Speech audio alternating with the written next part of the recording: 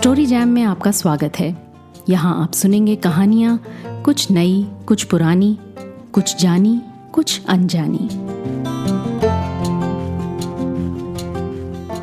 आइए सुनते हैं कृष्णचंद्र की लिखी पूंछ की क्लियोपैट्रा।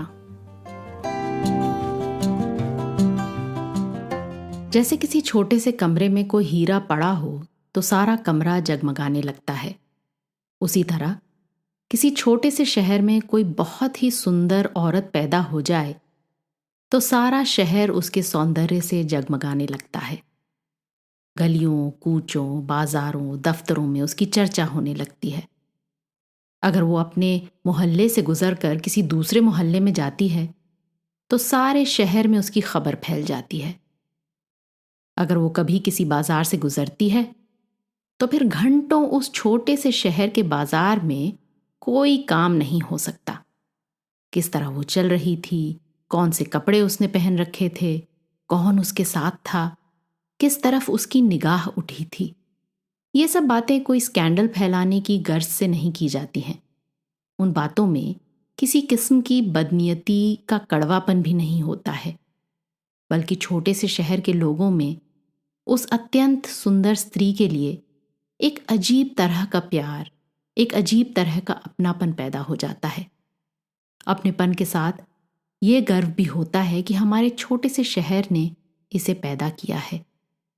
वो औरत अपने शहर का गौरव और आभूषण समझी जाने लगती है।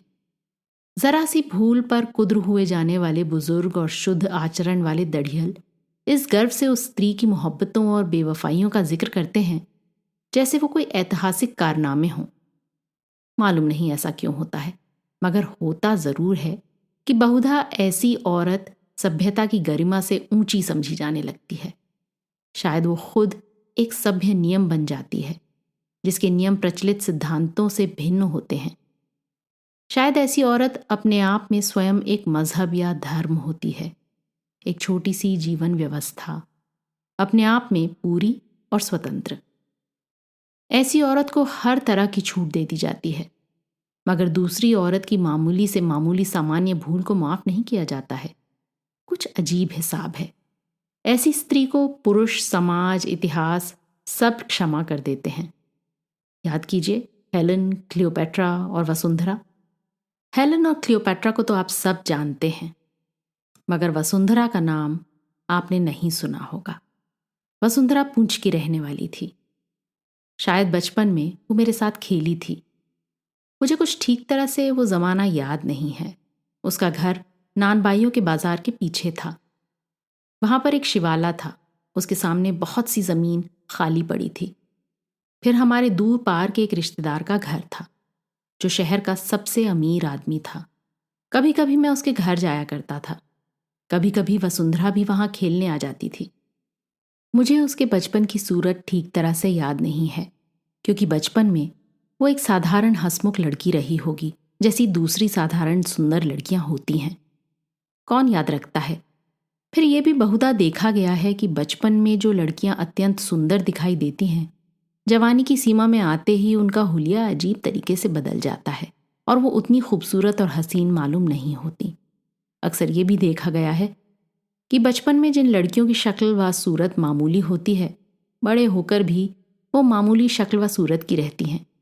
मगर कभी कभार इन्हीं मामूली शक्ल व सूरत की लड़कियों में कोई एक ऐसी लड़की पैदा हो जाती है जिसकी सुंदरता जवानी की हदों को छूते छूते ही आंखों में चकाचौंध पैदा करने लगती हैं। वसुंधरा एक ऐसी ही लड़की थी। बचपन में मैंने कई बार देखा था, कई बार खेला भी था, कभी ख्याल ही नहीं किया। कई वर्ष गुजर गए, वो 14 वर्ष की हो गई। ये सुना कि वसुंधरा बहुत खूबसूरत निकल रही है, फिर भी कुछ ख्याल नहीं किया। खूबसूरत लड़कियों वाले शहर में एक और लड़की का खूबसूरत निकल जाना कोई अचंभे की बात नहीं। फिर जब उसके हुस्न के चर्चे बढ़ने लगे तो उसके बाप मदन सिंह ने, जो एक सुनार था, जल्दी से उसका ब्याह अपनी बिरादरी के एक लड़के गोपाल सिंह से कर दिया। गोपाल सिंह भी एक सुनार था और पुंछ के बाजार में ही उसकी दुकान थी, और वो खुद भी शक्ल व सूरत का बहुत अच्छा था और घर का खाता पीता था। मगर कोई खास बात न थी, बस शादी हो गई। कहीं कोई हलचल पैदा नहीं हुई। लोग उस शादी को दूसरे दिन ही भूल गए। शादी के बाद वसुंधरा का रंग रूप एकाएक ऐसा निखरा कि नगरी में चारों तरफ उसके चर्चे होने लगे। उसके सुनहरी बालों, बड़ी बड़ी मस्त आंखों और पिघले हुए सोने किसी सुंदर रंगत का बार बार जिक्र होने लगा। उसके कद की, उसकी चाल की, उसके कपड़ों की तारीफ होने लगी। उसके मोहल्ले के 100 फेरे किए जाने लगे। लोग घंटों वसुंधरा की एक झलक देखने के लिए बेताब रहने लगे। जिधर से वो गुजरती, जिस घर में वो जाती, जिधर से उसे गुजरना होता, यार लोग घंटों पहले उस जगह के चक्कर लगाने लगते थे। शादी के बाद 6 माह में उसके सौंदर्य का शोहरा बच्चे बच्चे की जुबान पर था। होते होते वसुंधरा की सुंदरता का शोहरा दरबार तक पहुंचा, राजमहलों तक पहुंचा। इत्तेफाक से एक स्टेट सेक्रेटरी का घर वसुंधरा के माँ बाप के घर के बिल्कुल सामने स्थित था। वसुंधरा के माँ बाप का घर एक मंजिला और मामूली सा घर था। स्टेट सेक्रेटरी का घर वसुंधरा के घर से बहुत बेहतर था, मगर था वो भी एक मंजिला।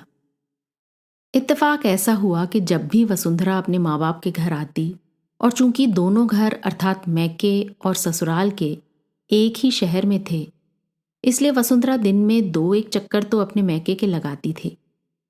तो उसके आगमन के कुछ देर बाद ही कुंवर जी शाही गारद के सवारों की अरदल में घोड़ा दौड़ाते हुए स्टेट सेक्रेटरी से मिलने के लिए चले आते। केवल मुलाकात करने के लिए या कोई रियासती मशवरा करने के लिए, ये तो मालूम नहीं क्या होता था। हाँ, हौले हौले उस स्टेट सेक्रेटरी का घर 2 मंजिला हो गया और वसुंधरा के माँ बाप का घर भी 1 मंजिला से 2 मंजिला हो गया। स्टेट सेक्रेटरी के घर का सारा साज व सामान भी बदल गया। वसुंधरा के घर की दूसरी मंजिल पर टीन की छत पड़ गई, जो पूंछ में खुशहाली की आबरू समझी जाती है। वसुंधरा की चाल ढाल में शहजादियों की सी शान शौकत आ गई। वसुंधरा थी एक मामूली सुनार की लड़की, एक साधारण सुनार की स्त्री, मगर कहने वाले ये कहते हैं कि वो परियों की रानी मालूम होती थी। एक बार हम लड़कों ने उसे भतिया के जंगल से वापस आते हुए देखा था, जहां वो कुंवर जी के साथ शिकार खेलने गई थी। उसके सुनहरे बाल उसके कंधों से उठ उठ कर हवा में लहरा रहे थे और उसका खुशियों से गुलनार चेहरा डूबते हुए सूर्य की लाली से दमक रहा था।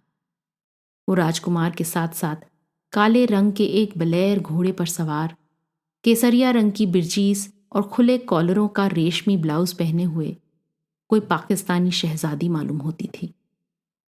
ये तो वो वसुंधरा ही न थी जो बचपन में मेरे साथ खेलती थी। उसकी निगाह आकाश पर थी और उसके घोड़े के सुम भी जमीन से लगते मालूम नहीं होते थे। अजब हुस्न व इश्क के दिन थे, जैसे सारा शहर इस इश्किया दास्तान में उलझा हो।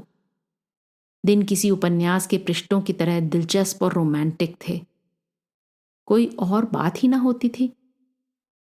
फिर सुना कि कुंवर जी को एक बारगी इंग्लैंड भेज दिया गया है उच्च शिक्षा हासिल करने के लिए।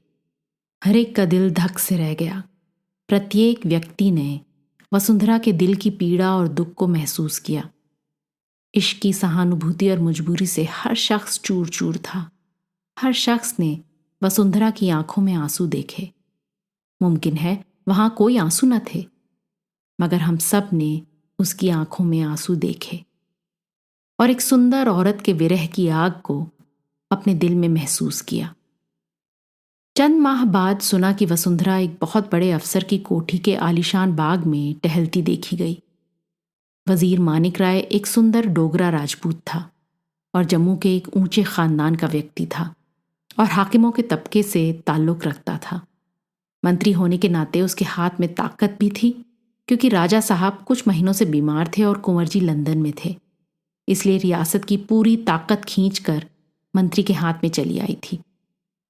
चांदनी रातों में फव्वारा बाग की रवीशों पर लचकते हुए 2 रोया फूलों की क्यारियों में टहलते हुए वसुंधरा और मानिक राय को लोगों ने छुप छुप कर देखा और फिर प्रधानमंत्री और वसुंधरा की मोहब्बत की दास्तानें दोहराई जाने लगीं, जैसे वसुंधरा ने कोई बेवफाई न की हो। बल्कि कोई दूसरा इलाका फतह कर लिया हो।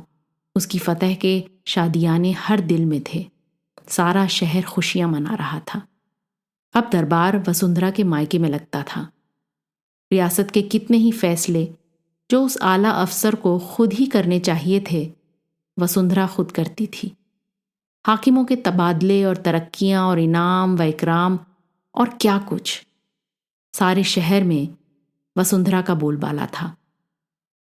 मैं उन दिनों मैट्रिक पास करके आगे पढ़ने के लिए लाहौर चला गया था और फॉर्मन क्रिश्चियन कॉलेज लाहौर में फर्स्ट ईयर क्लास में दाखिल हो गया था। 2 साल बाद जब पुंछ आया तो नक्शा ही बदला हुआ पाया। मंत्री मानिक राय की जगह नायाब रेसिडेंट बहादुर ने ले ली थी। पुंछ में रेसिडेंसी की एक शाखा थी। यहाँ पर एक नायाब रेसिडेंट रहता था। तमाम महत्वपूर्ण विषयों में वो राजा साहब को मशवरे देता था और बहुधा उसके मशवरों पर अमल होता था। जब वसुंधरा ने उस अंग्रेज रेसिडेंट का दिल जीत लिया और जब रेसिडेंट बहादुर साहब का घोड़ा वसुंधरा के मायके के गिर्द, जो अब 3 मंजिला हो चुका था, देखा गया तो आश्चर्य की एक लहर सारे शहर में दौड़ गई। ऐसा लगा जैसे पूरी बरतानवी सल्तनत का सिर एक हिंदुस्तानी लड़की के कदमों में झुक गया। इससे पहले ऐसी घटना बूढ़े बुजुर्गों की स्मृति में न थी। ये तो पहली बार ऐसा हुआ था कि रेसिडेंट बहादुर खुद चल के शहर के अंदर किसी हिंदुस्तानी के घर गए थे, वरना तो खुद राजा साहब को जब कोई मशवरा लेना होता तो वो खुद रेसिडेंसी में जाते थे। 2 साल बाद जब मैं गर्मियों की छुट्टियों में पुंछ पहुंचा तो वसुंधरा के हुस्न व जमाल का शोहरा उन्नति के शिखर पर था। अंग्रेज रेसिडेंट से इश्क करके वसुंधरा ने गोया अंतर्राष्ट्रीय प्रतिष्ठा की सीमाओं को छू लिया था। मैं उसे देखने के लिए बहुत बेताब था। इस दौर में मैंने मदाम बोवेरी पढ़ ली थी और बहुत से फ्रांसीसी उपन्यास, और मैं अब उन मशहूर फ्रांसीसी सुंदरियों के नामों से भी परिचित हो चुका था जिनकी ड्योढ़ियों पर फ्रांसीसी कैबिनेट के बड़े बड़े वजीर सर झुकाते थे। हमारे शहर की भी एक औरत थी ऐसी ही। मुझे उसे देखना ही चाहिए, करीब से, मगर कैसे देखूं? मैंने अपने दोस्त अमरजीत सिंह से इसका जिक्र किया, जो खोड़ी नाड़ में रहता था, जिसके घर के चारों तरफ घने पेड़ों वाला एक बाग था और जिसके पिछवाड़े में एक पहाड़ी नाला शोर मचाता हुआ बहता था और जो दूर पार से शायद वसुंधरा का रिश्तेदार भी होता था। अमरजीत ने थोड़े टाल मटोल के बाद मेरी बात मान ली और एक रोज किसी दावत में उसने वसुंधरा को और उसके मायके वालों को अपने घर खाने पर आमंत्रित किया और उस दावत में मुझे भी खाने के लिए बुलाया। मुझे याद नहीं मैंने उस दावत में वसुंधरा से कोई बात की हो। एक तो मैं उम्र में उससे 4-5 साल छोटा था, दूसरे अभी बिल्कुल कच्चा और शर्मीला था, तीसरे शायद सुंदरता के रौब ने जुबान बंद कर दी थी। खाने के बाद हम अमरजीत के बाग में टहलने के लिए निकले। वो गर्मियों के दिन थे। बाग में सफ़ेद और पीली चमेली फूली हुई थी। पेड़ों पर खुबानियां गदराई हुई थीं और अनार की कलियों से सारा चमन याकुत रंग था। टहलते टहलते वसुंधरा ने खुबानी के चंद पेड़ों के नीचे खड़े होकर ऊपर देखा और कहने लगी, खुबानियां उम्दा मालूम होती हैं। दूसरे लम्हे एक पेड़ पर अमरजीत चढ़ गया, दूसरे पर मैं। चंद मिनटों के बाद हम दोनों ने बारी बारी वसुंधरा के सामने घास के एक तख्ते पर सैकड़ों खुबानियां ढेर कर दी। थोड़ी देर में अमरजीत का एक चचा, जो उसके घर में ही रहता था, किसी और दरख्त से नीचे उतरा और वसुंधरा के सामने खुबानियों का बहुतेरा ढेर लगाकर झेंपता हुआ वापस चला गया। वो लगभग 60 बरस का रहा होगा। उसके बाल सफ़ेद थे और जब वो चला गया तो वसुंधरा नटखट लहजे में बड़े जोर से हंसने लगी। फिर एकदम से उसने अपनी उंगली मेरे गाल पर रख दी और बोली, अरे किसने? बचपन में तेरे गाल पर यहां एक गड्ढा पड़ता था, वो क्या हुआ? मैं इस कदर झेंपा कि चेहरा कानों तक सुर्ख हो गया। जल्द ही वहां से भाग लिया। मैं एक शब्द भी तो उससे नहीं कह सका, बस उठकर वहां से भाग गया। दूर तक उसकी हंसी के चमेली के फूल मेरे कानों पर गिरते रहे। उसके बाद मैंने वसुंधरा से मिलने की कभी कोशिश नहीं की। हाँ, उसकी वो उंगली मैंने अभी तक संभाल के रखी है दिल के किसी गड्ढे में, क्योंकि अब तो मेरे गालों में गड्ढा नहीं पड़ता है जो कभी बचपन में था, और अब मैं बदल गया हूं, मगर दिल में कई गड्ढे हैं। वो उंगली शहद की किसी कलम की तरह अब भी रातों के अंधेरे में मेरे गाल को छूती है और नटखट स्वर में मुझसे पूछती है, किसने? तेरे गाल का वो गड्ढा कहाँ गया? वसुंधरा से किसी को शिकायत नहीं थी। ये कि वो बेवफा थी, ये कि उसने कई बार मोहब्बत की थी, ये कि उसने बहुत सी मोहब्बतों को ठुकरा दिया था, ये कि उसने सिर्फ ऊंची जगहों पर इश्क किया था। किसी को उससे शिकायत नहीं थी। हम सब उसके शुक्रगुजार थे कि वो हम में पैदा हुई। ऐसा लगता था जैसे हम में से हर एक को उससे अलग अलग इश्क है। कुछ तो उसके इश्क की दास्तानें सच्ची भी थीं, कुछ गढ़ ली जाती थीं। हौले हौले चंद सालों में वसुंधरा हमारे शहर की एक लेजेंड बन गई, मगर उसके शौहर को उससे बहुत शिकायत थी।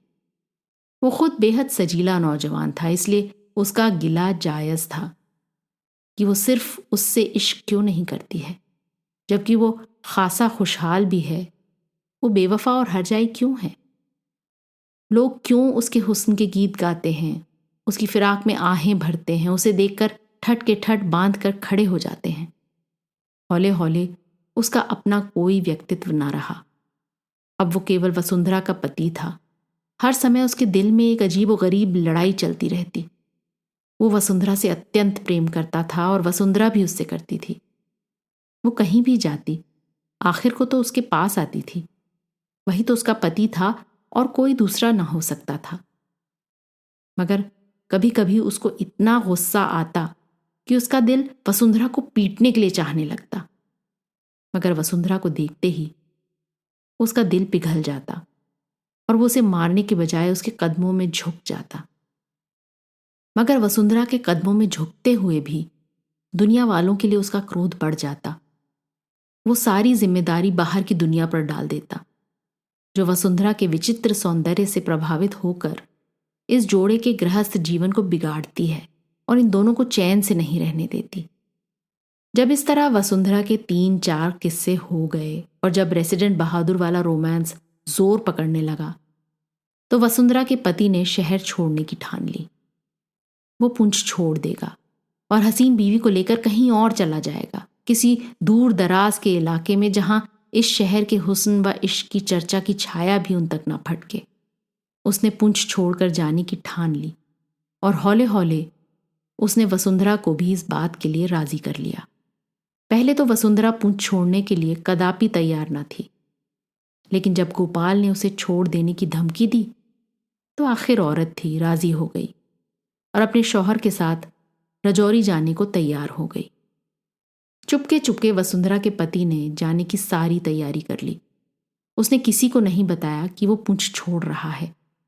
वसुंधरा को उसने खबरदार कर दिया था कि इस बात से किसी को आगाह ना करे, मगर ना जाने किस तरह ये खबर सारे शहर में फैल गई।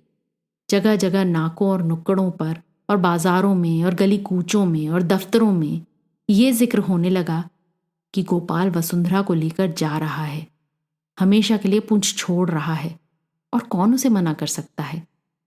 गोपाल वसुंधरा का पति है, वसुंधरा अपने पति के साथ जा रही है। सारे शहर पर जैसे बिजली सी गिर पड़ी।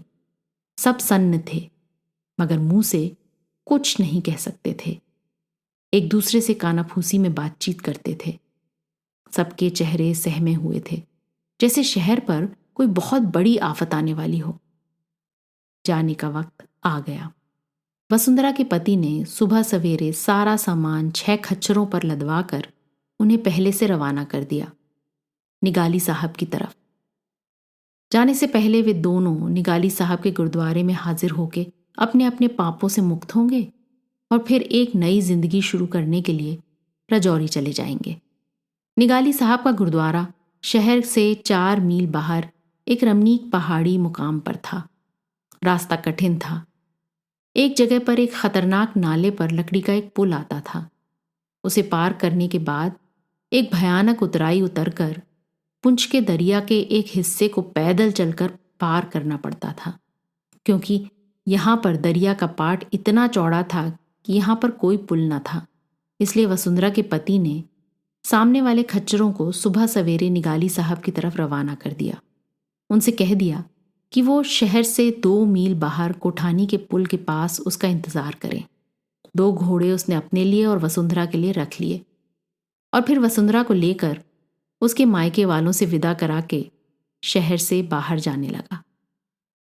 वसुंधरा और उसका पति दोनों अपने अपने घोड़ों पर सवार, अपने ख्यालों में गिरफ्तार शहर की सीमा से बाहर निकल गए। डुंगस के चश्मे से आगे जाने वाले रास्ते पर निकल गए। अब शहर की इमारतें खत्म हो चुकी थीं। धान और मक्का के खेत शुरू हो गए थे, लेकिन कहीं कहीं इक्का दुक्का रास्ते में कच्चे मकान दिखाई देते और सफरी चाय खाने। रास्ते में सन्नाटा था और वसुंधरा सिर झुकाए घोड़े की बाग ढीली रखे कुछ सोचती चली जा रही थी। उसे आज अपना शहर छोड़ते हुए कितना अजीब मालूम हो रहा था। वो क्या कर सकती है, जाना तो होगा उसे। एक तरह से ठीक भी है।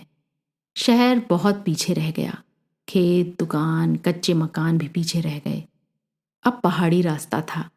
एक कच्ची पगडंडी सी पहाड़ के सीने पर रेंगती हुई ऊपर जा रही थी।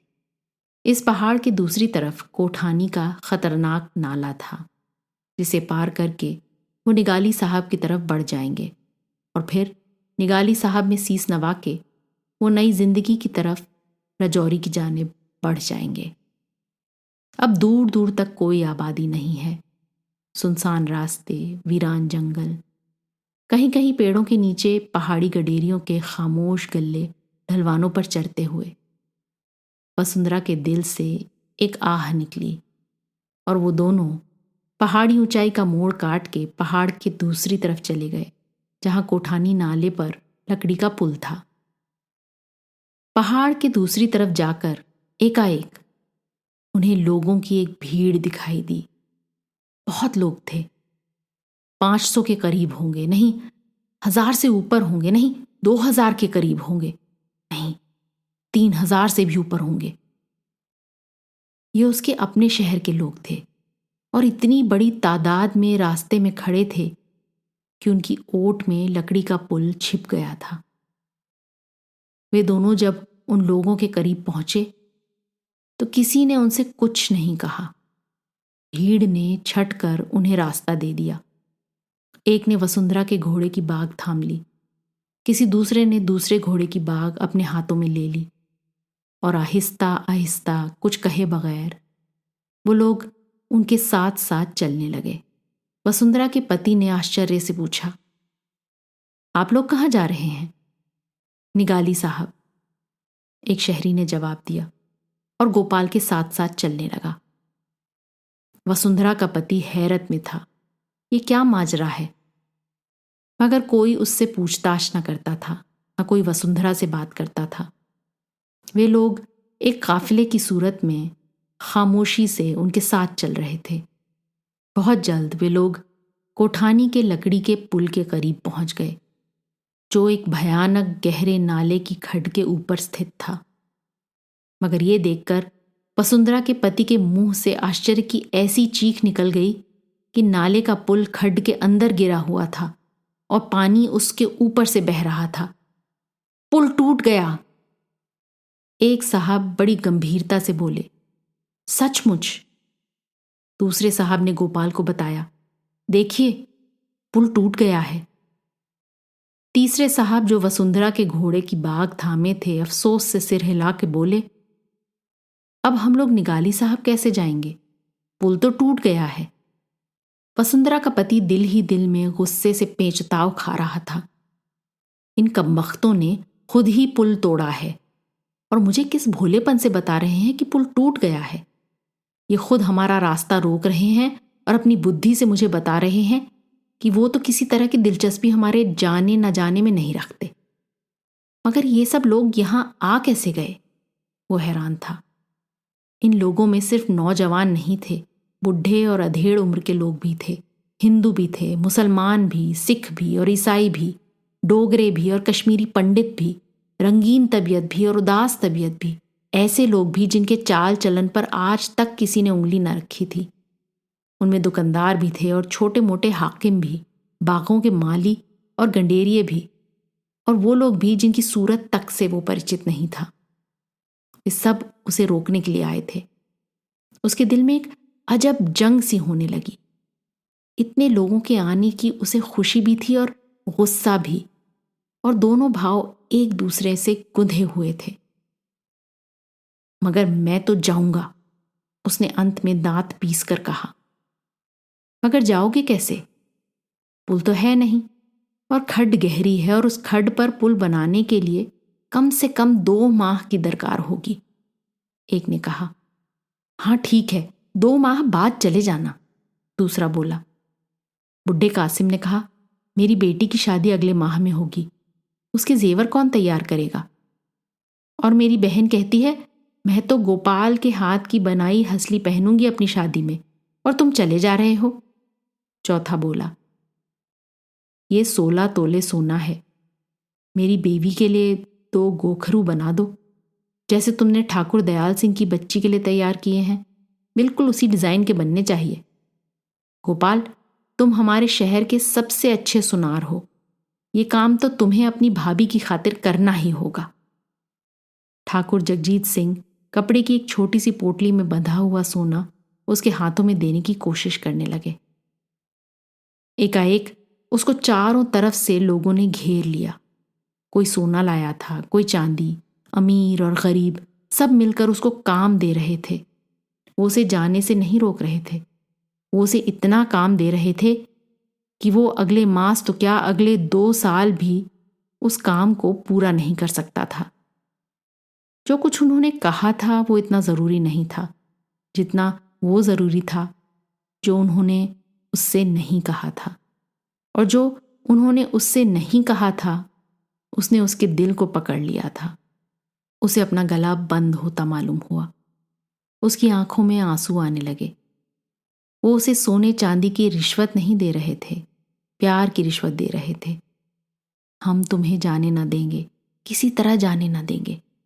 वसुंधरा के नेत्रों में जल छलक आया। उसने अपना मुंह दुपट्टे में छिपा लिया। अच्छा, अब मैं कभी ये शहर छोड़कर न जाऊंगा, वसुंधरा का पति अपने आंसू पोंछते हुए कहने लगा।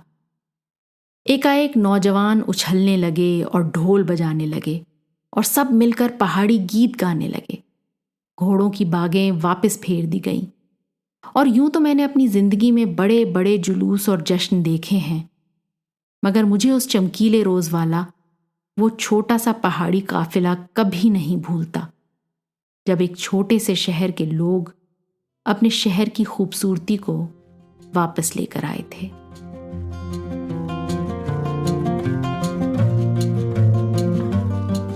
आज की कहानी आपको कैसी लगी अपने कमेंट्स ज़रूर लिखिएगा।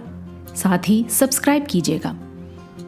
आपके फैमिली और फ्रेंड्स में आप जैसे ही कहानियों के शौकीन कदरदान और हैं, उन्हें ये कहानी व्हाट्सएप पर फॉरवर्ड करें। अगली बार फिर मिलेंगे एक और कहानी, लेख या कविता के साथ। तब तक अलविदा।